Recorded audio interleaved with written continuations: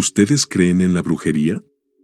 Si dicen que no, permítanme contarles la experiencia que vivió mi abuelo, y que siempre me la contaba esperando que me sirva de advertencia, de que en la vida, las brujas están más cerca de lo que nosotros creemos. Mi nombre es Agustín Duque, y les voy a contar la siguiente historia, tal y como mi abuelo me la contaba a mí. A esta historia la titulé Un gusano dentro de mi pierna. Viví muchos años allá en un rancho que se llama El Porvenir.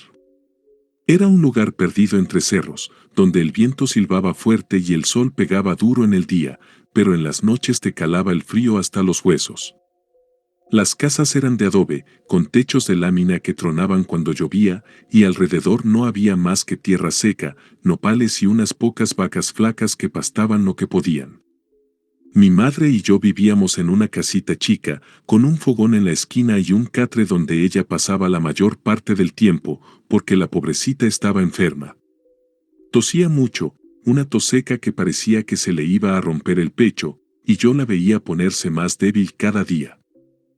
Por las mañanas, cuando salía a ver las gallinas o a traer agua del pozo, todo estaba blanco, como si hubiera nevado. No era nieve, claro, era pura escarcha que se pegaba a la tierra y a las ramas de los mezquites, además el aire olía a hielo y te cortaba la cara. Yo le decía a mi madre, mire, está bien frío otra vez, y ella nomás se arrebujaba en su cobija vieja, tosiendo bajito. No teníamos mucho, pero yo hacía lo que podía por ella. Por eso empecé a llevarla con un doctor que se llamaba Rafael Guzmán, un hombre serio, de bigote grueso y sombrero, que atendía en un pueblo algo lejos del rancho. Llegábamos después de caminar un buen rato, con el polvo del camino pegado a las botas. El doctor tenía su consultorio en una casa de madera, con un letrero medio despintado que decía Doctor Guzmán. Adentro olía a desinfectante y a ese olor distintivo de un consultorio, si saben a qué me refiero. Recuerdo que él siempre estaba sentado detrás de un escritorio lleno de frascos y papeles. Oiga, doctor, cure a mi mamá, le decía yo, casi suplicando, mientras ella se sentaba en una silla, respirando despacito. Él la revisaba, le ponía el estetoscopio en el pecho y fruncía el ceño. Me acuerdo que una vez me dijo, oiga, usted ha venido muchas veces ya. Con la medicina que le receté, su mamá ya debería estar mejor. ¿Dónde mismo es que viven? Yo me quedé pensando y le contesté, pues vivimos en un rancho, en El Porvenir. Él levantó la cabeza y me miró fijo. ¿Y cómo está el clima allá?, preguntó. Mire, cuando amanece, todo está blanco, como si nevara, le dije. El doctor se rascó la barbilla y movió la cabeza. Por eso no se alivia su mamá. Ese frío le está haciendo daño. El aire helado se le mete en los pulmones y no la deja sanar. Me quedé callado, viendo a mi madre, que apenas podía levantar los ojos. Pues ya la voy a sacar de allí, le dije al doctor. Luego de otro chequeo, y mientras me recetaba los mismos medicamentos de siempre, yo estaba decidiendo que debíamos irnos de ahí. Mientras caminábamos de regreso a casa, en mi cabeza ya estaba decidido, no era fácil pero debíamos dejar el rancho. Ahí había pasado toda mi vida, viendo los amaneceres helados y las tardes polvorientas. Pero mi madre no podía seguir así, y yo no iba a dejarla sufrir más. La tarde casi noche ya nos había alcanzado, el sol ya se estaba escondiendo detrás de los cerros, y el frío empezaba a bajar otra vez. Yo iba pensando en cómo me iba a llevar a mi madre a su tierra, donde nació, donde tal vez el clima no la lastimara tanto. Aunque estaba convencido que era lo mejor, dejar el rancho El Porvenir no fue cosa de un día. Después de esa plática con el doctor Rafael Guzmán, me pasé noches enteras dándole vueltas en la cabeza. Me sentaba afuera de la casita, en una silla de madera que crujía, viendo cómo la luna alumbraba los cerros y escuchando el aullido de los coyotes a lo lejos. El frío me pegaba en la cara, y yo apretaba una chamarra vieja que tenía más agujeros que tela. Pensaba en mi madre, en cómo cada mañana la encontraba más pálida, con los ojos hundidos y las manos temblando mientras intentaba agarrar un jarrito de café. Aunque me dolía, Sabía que no podía seguir viéndola así, sufriendo por el clima cruel del rancho. Entonces tomé la decisión. Una tarde, mientras el sol todavía estaba alto, empecé a juntar nuestras cosas. No era mucho, nada más unas ollas de peltre, las cobijas gastadas, una foto vieja de mi madre con mi padre que guardaba en una caja de lata y mi ropa que cabía en un costal. Ella me miraba desde el catre, con la respiración pesada, y me dijo bajito: ¿A dónde vamos, mijo? Le contesté: a su tierra, mamá, donde no haga tanto frío. No dijo más, nomás asintió, como si supiera que no había otra salida. Al día siguiente, con ayuda de un vecino que tenía una carreta vieja, cargamos todo y nos fuimos. El camino era puro bache, y el polvo se levantaba en nubes que te hacían toser, pero yo iba pensando que era lo mejor. Llegamos a un pueblo más cálido, donde el aire no te cortaba la piel.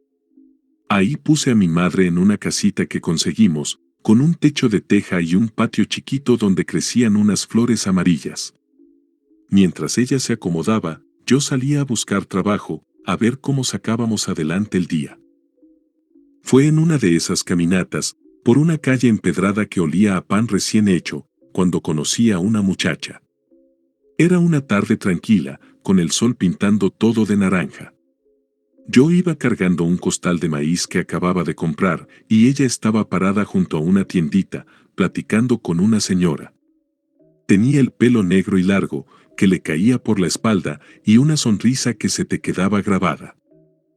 Me acerqué porque necesitaba preguntar dónde vendían herramientas, y dije: Buenas tardes, señoritas, disculpen, ¿saben dónde puedo conseguir un azadón? Ella volteó a verme con unos ojos grandes y vivos. Sí, por allá, pasando la iglesia, me contestó, y su voz era suave pero clara. Empezamos a platicar. La señora que estaba con ella ya se fue, pero ella y yo nos quedamos ahí un buen rato, parados junto a la tiendita, mientras el sol se iba escondiendo y la calle se llenaba de sombras. Yo sentía algo adentro, como un calor que no tenía que ver con el clima.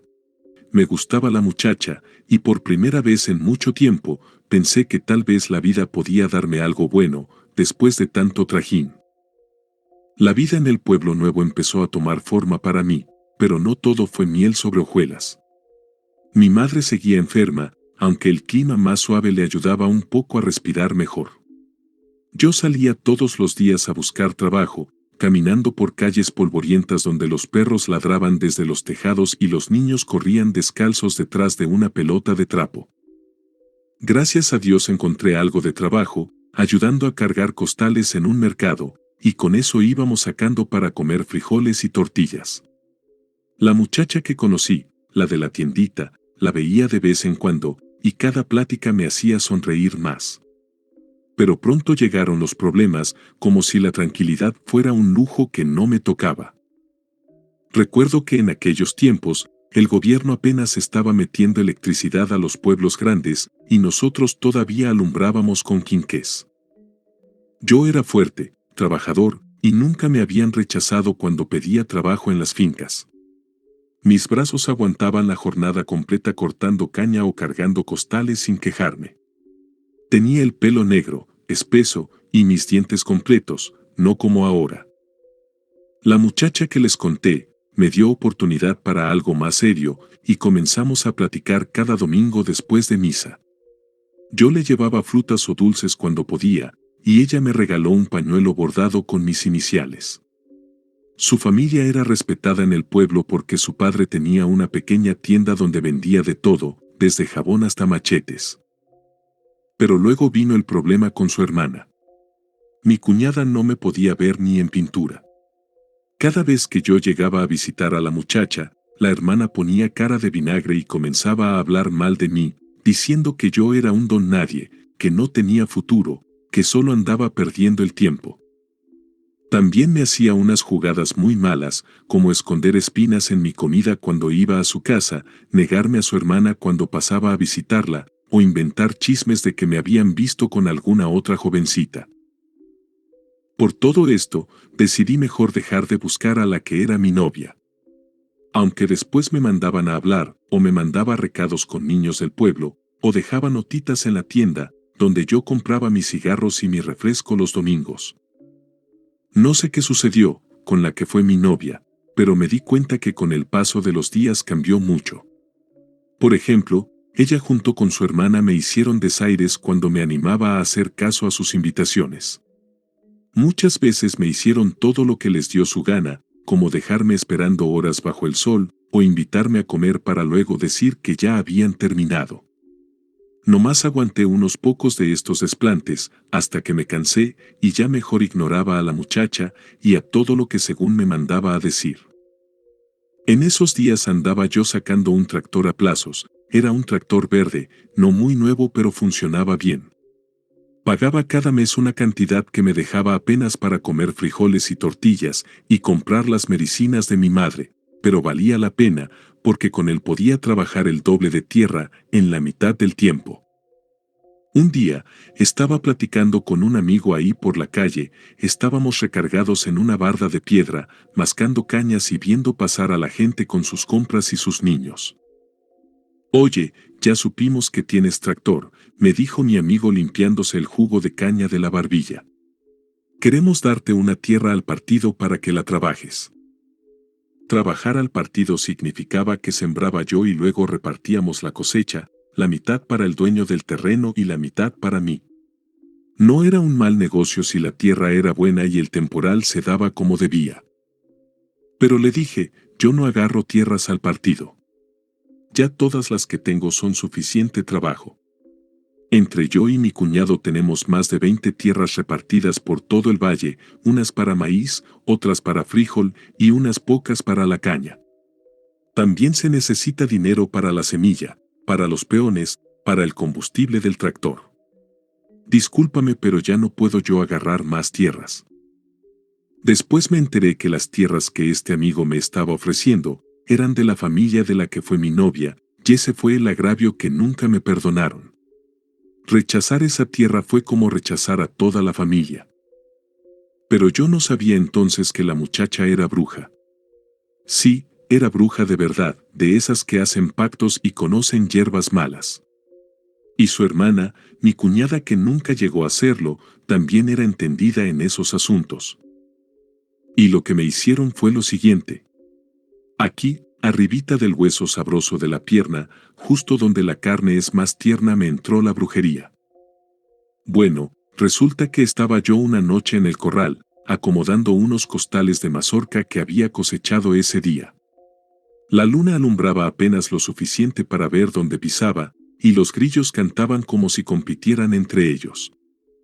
Entonces sentí yo como si alguien anduviera cerca. Primero pensé que era un perro callejero buscando sobras de comida. Moví un tambo de agua para ver mejor, y en ese momento algo brincó por encima de la cerca. Yo tenía cerrado con candado la puerta principal, era un corralito así, de piedra amontonada hasta la altura del pecho, y tenía una tela metálica alrededor para que no entraran los animales. Incluso la puertita de madera la tenía cerrada con candado desde temprano. Pues sucede que brincó algo y cayó para este lado del corral. Cuando cayó, se oyó un sonidazo tremendo, como si hubieran chocado dos camionetas en la calle. El golpe retumbó en todo el corral y hasta las gallinas se alborotaron en su gallinero. Algo había caído con mucha fuerza, tanto que levantó polvo del suelo. Yo pensaba que era una camioneta que se había estrellado afuera, pero cuando salí a revisar, no había nadie en la calle oscura. Ni luces, ni ruido de motor, nada. Volví al corral confundido, tallándome los ojos para ver mejor en la oscuridad. Luego de este suceso extraño, a los pocos días me salió una bolita, sentía como si algo vivo se hubiera metido bajo mi piel y estuviera dando vueltas debajo.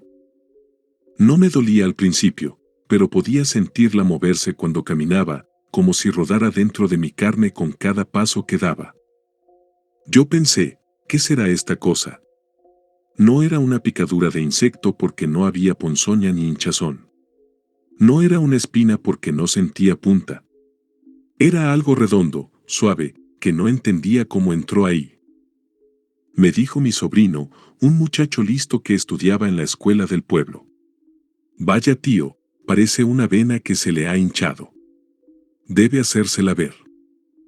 Le dije, está bueno, sí voy. Pero ya saben cómo somos los hombres del campo, siempre dejando las cosas de la salud para después. Así que agarré mi tractor al día siguiente y ahí voy a trabajar en la parcela, como si nada estuviera pasando con mi pierna. En la tarde, cuando venía de Francisco Murguía, un pueblito a 2 horas de camino, me sucedió algo extraño. Venía yo manejando despacio porque el camino está lleno de piedras y hoyos, cuando de repente sentí como si me hubieran chocado. El tractor se sacudió como si algo grande lo hubiera embestido, pero no había nada alrededor, solo el camino solitario y los cerros a lo lejos. Sin entender qué era lo que había pasado, continué mi camino con cuidado, esperando que todo esté bien hasta llegar a mi casa. Pero algo extraño pasó, en el camino me encontré con una mujer. Era una señora mayor, con manos arrugadas y ojos que parecían ver más allá de lo visible. Me miró fijamente y me pidió que detuviera el tractor. Sin saber bien por qué, le hice caso y ella me pidió que bajara. Cuando estuve abajo, ella miraba fijamente a mi pierna, justamente en donde me había salido esa bolita, la que por cierto crecía día con día. Entonces, moviendo la cabeza y sin preguntarle nada, me dijo: las que te hicieron el daño son tu novia y tu cuñada. Esas te hicieron el daño porque las rechazaste. Tú anduviste con esa mujer y la dejaste, y ella no te perdonó. Ahí entendí que ella era bruja, y su hermana también. Según las palabras de la anciana, ellas me habían mandado algo, un mal que ahora caminaba dentro de mi pierna como un gusanito. Y era verdad, algo así se sentía, como si un animal pequeño estuviera haciendo su casa en mi carne.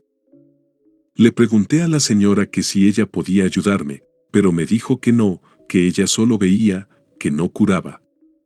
Pero también me dijo que con agua bendita, un cuchillo y mucho valor, yo mismo podría sacar lo que estaba en mi pierna y curarme de ese mal. Luego de decirme esto siguió su camino, y aunque la llamé y le pedí que me ayudara, no se detuvo y se perdió en la lejanía. Solo 3 días después de este encuentro, la pierna se me puso así, inflada, roja y caliente. Ya no podía caminar bien, y tuve que hacerlo apoyándome en un palo que corté de un árbol. El dolor era como si me clavaran agujas desde adentro hacia afuera, y en las noches no podía dormir porque sentía que aquello se movía más cuando todo estaba en silencio. Al 4.er día me armé de valor porque ya no aguantaba el dolor, entonces tomé el cuchillo de cocina, una botella de agua bendita, y después de rociármela, me abrí la piel. Metí los dedos en el agujero que se había abierto, sentí algo frío y suave, y la alcancé a agarrar. Tiré despacio, sintiendo cómo se desprendía de mi carne, y salió completa. Luego, apresuradamente me enjuagué la herida con el agua bendita, y casi de inmediato la hinchazón comenzó a bajar. Esa cosa que salió de mi cuerpo, era como un gusano, pero del tamaño de mi dedo, y gruesa como un lápiz. La cabeza y la cara la tenía tapada, como con una especie de cuero duro que brillaba a la luz. No era un gusano común, ni una larva de las que se meten en la fruta podrida. Era algo que nunca había visto antes, algo que me llenó de terror cuando lo saqué. Eso era lo que me habían mandado las brujas para castigarme, por haberme alejado, por haber dicho que no. Se me olvidó contarte que antes de sacarme eso, me sentaba en mi silla por las tardes tratando de descansar la pierna, y cuando menos pensaba, veía un viborón que venía del lado derecho, arrastrándose por el suelo, y otro que venía del lado izquierdo. Yo las veía claramente, aunque nadie más podía verlas. Y sí, ese tormento duró hasta que me saqué aquella cosa de la pierna. Nomás me la saqué, y ya no volvieron las víboras. Fue como si hubiera cortado un lazo invisible que me ataba a aquellas mujeres. Recuerdo que cuando me saqué ese bicho, lo sostuve un momento entre mis dedos, sintiendo cómo se retorcía, como si quisiera volver a entrar en mi carne. Me dio mucho asco y coraje al ver eso, entonces tomé un poco de combustible que tenía para mi tractor, lo coloqué junto con ese gusano en una cubeta metálica, y ahí terminó todo. Te cuento que cuando eso se quemaba, escuchaba como chillidos o gritos de mujeres saliendo desde la cubeta, pero eran muy bajitos y no le di mayor importancia. Pero ahora estoy seguro que eso tuvo que ver con lo que sucedió después. Pasarían tal vez unas 3 semanas cuando me enteré de que las 2 hermanas habían muerto. Se fueron en el mismo mes, una tras de la otra. Nunca supe ni quise saber de qué o por qué murieron, y lo único que me dijeron es que se habían puesto bien malas de la noche a la mañana. Que ningún doctor daba con su mal, y para cuando quisieron llevarlas con algún curandero, ellas ya estaban agonizando. Así acaba mi historia de brujería, y lo único que puedo decirte es que la brujería es muy real y puede causar mucho daño. Por eso cuídate de con quién te metes, no vaya a ser que sean unas brujas de las malas. Como nota final, debo contarles que mi bisabuela mejoró de su enfermedad. Aunque le quedaron algunas secuelas, vivió como unos 20 años más, hasta que Dios la llamó a su lado. Esa fue mi historia. Gracias por leer. Gracias a todos por llegar hasta el final de este video. Esta experiencia me pareció muy impresionante y si tú también crees lo mismo, te pido que nos dejes un like y un comentario en este video. También te pido que te suscribas a este canal y que compartas estas historias con tus amigos. Gracias y hasta el próximo relato.